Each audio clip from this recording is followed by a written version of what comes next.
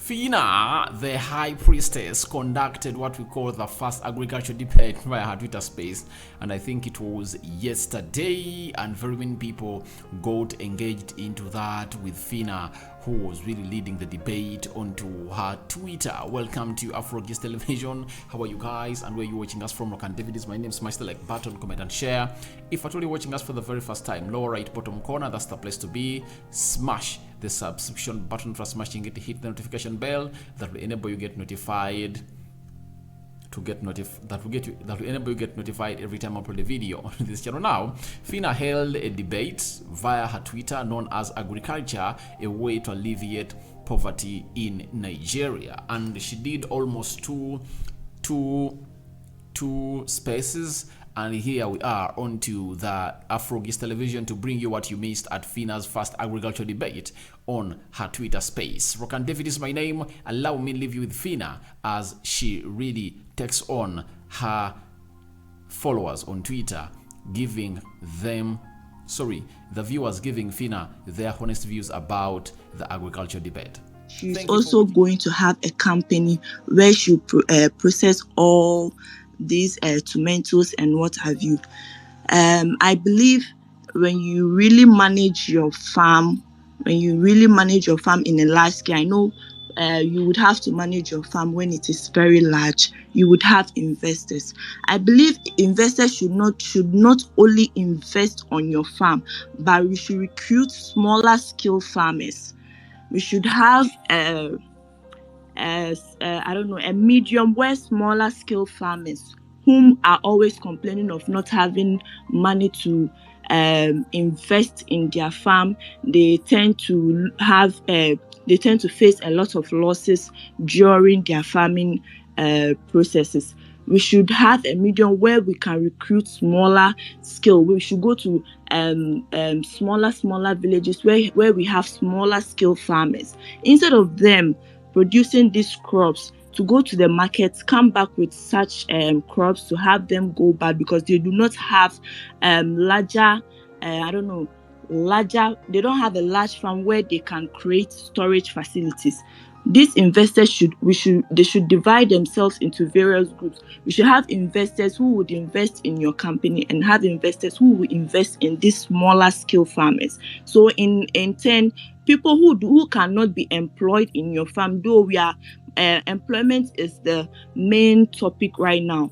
And if we are able to employ a number of Africans, because I'm a Ghanaian, I will not say Nigeria. If you are able to employ a number of Africans, I believe life challenges will kind of reduce, because these people are known for farming. Their way of life is farming. So if you are able to recruit part of our investors in various groups to recruit these smaller scale farmers, we would be able to employ them even if they are self-employed. I don't know if you understand me, but then this is the point I have to make. And then we should educate people on fertilizer. We should let them know that what we get from manure, the components of manure are what is used, are breakdown to produce fertilizer. We should actually have company, because there is a time when in news you have people, when it comes to agriculture news, you have newscasters bringing news like there is no availability of fertilizer, making farming, slowing the process of farming and what have you. We should actually, because since we have advanced the definition of agriculture to this art of science and cultivation, we should actually have companies where we can also process manure into powdery form to produce our own fertilizer, instead of importing fertilizer and having such a shortage of fertilizer and facing increase or rise in dollar or transportation. I believe if we sit down and if we work hand in hand, I believe agriculture will really go a long way and help a lot of Africans. If we work hand in hand, if we break these things, if we tackle these things, we'll be able to re-employ self-employed smaller scale farmers and be able to manage our own farm with no stress or with no challenges. Thank you very much. Thank you so much. Princess, finally. Okay, Princess, are you? Uh-huh. I'm here. Yeah. Um, like I said, Phyna City Room said every, every young girl should go into agriculture. I would disagree with that point a little bit. That line, rather, a little bit, because farming is not for everyone. It takes people that have passion to go into farming, because it comes with a lot of, in as much as there are sweet sides to it, there are very, very bitter sides to it as well. So it takes a lot of passion to be a farmer. You have to have extreme passion for it. And agriculture is a very broad thing where it can give birth to different sectors, just like the last speaker was saying. But you can have different sectors drawn from it. Division of labor in as much to spread around, then cause more employment to it, because majority of the things that farmers are facing these days are, you are trying to produce your drugs yourself. I'm speaking as a fish farmer now. You're trying to produce your drugs yourself. Sometimes you buy, sometimes you try to come up with things, because we go for seminars and go for lectures where we can derive, or we can mix one or two things to create drugs for ourselves. Because first of all, you're trying to cut down costs and try to make profits with the mad rise in fish feed.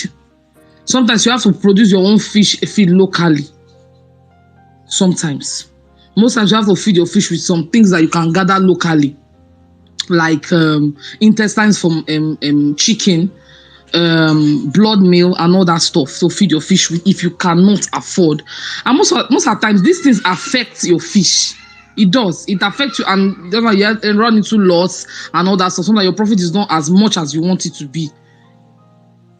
So in as much as broad as agriculture can bring out other sectors from it, it will help employment, one, elevating poverty, then it will help the farmers to be able to relax and coordinate their things properly. Because when you are involved in everything, it draws you back, kind of, because you are stressed about producing your drugs, you're stressed about the feed, you're stressed about growing either your crop or your animals. You are stressed about everything. But like she rightly said now, if there are sectors for, and when I first I spoke, I said there are too many things that we can export that can help farmers. It will go down that chain, like from the top to the bottom. It will keep growing like that, and everybody will be experiencing it, just like water pouring down from up. It will touch everybody down. If we don't, someone said you have to involve government. See, the truth is that the government needs to come to our aid as farmers. Even the so-called Bank of Agriculture and Bank of what's it called, investment or insurance or whatever they call it. Sometimes you go there and they'll tell you there's no funds available for farmers, that government has not given them money, blah blah blah blah blah. So sometimes they will see you and they will not give you. They will give whoever they feel like they want to give. Sometimes they will tell you some farmers collected and they've not paid back, they cannot disburse funds. So there are so many challenges they are facing. Government needs to come in. There are so many things we need to do that can help farmers. There are so many things that were important. That were important that are so unnecessary, very unnecessary, and we have those things here. You see those tomatoes that we are saying that they went bad and all that stuff. They can be used for something. There must be something that we can use those things for. Waste products will not just be waste product, like throw them away.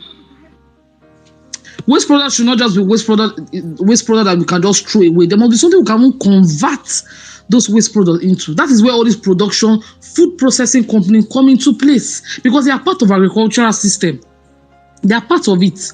But when we are neglecting everything and leaving everything to the farmers, how many things can you do? How many can you do? But if there's division of labor, if you as a farmer have a production company, have this, have that, have this, you employ more people who are knowledgeable in that field that can help in processing all those stuff. And it's going down like that. Everybody will have a job. Everybody is involved. And because when you say everybody involved in agriculture, some people are thinking, okay, let's go and carry hoe and cutlass. No, agriculture is way more than hoe and cutlass. There are so many things to agriculture. It is very, very broad, and we need the help of the government. We really, really need the help, because sometimes even when you package, the export duties that you are paying is crazy.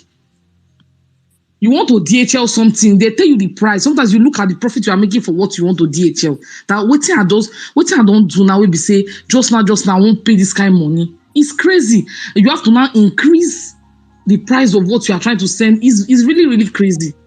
But if they try and help us a little bit, cut down on all those unnecessary export duties and things that are killing people, and still come to our aid so that we can produce things locally and send to other people too, unique things that is not even anywhere, that cannot just be found everywhere.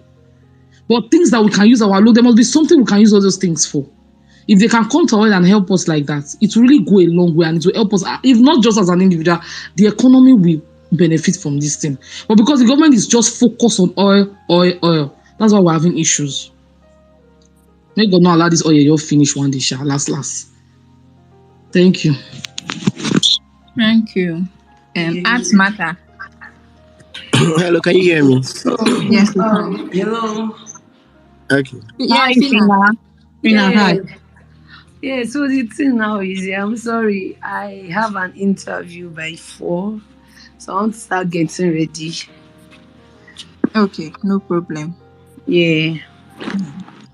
So, I think we'll still continue. You can give us your all right, last word. I'll watch. I'll listen. I'll listen on later. Okay, all right, sure. It's All being right, recorded, right? Yes. Okay. Thank you very Okay, much. guys. You're welcome. So we'll continue without Phyna. All right. The next person, Arts matter. All right. Yeah. Can you hear me? Yes, we can.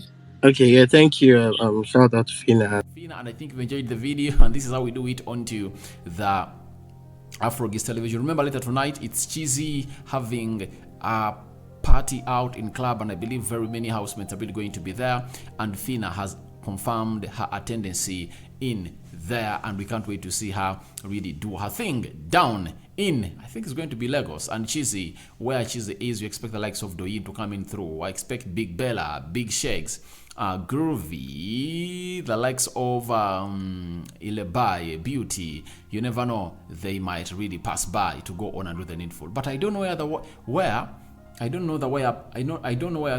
the whereabouts of Brian are really scanty.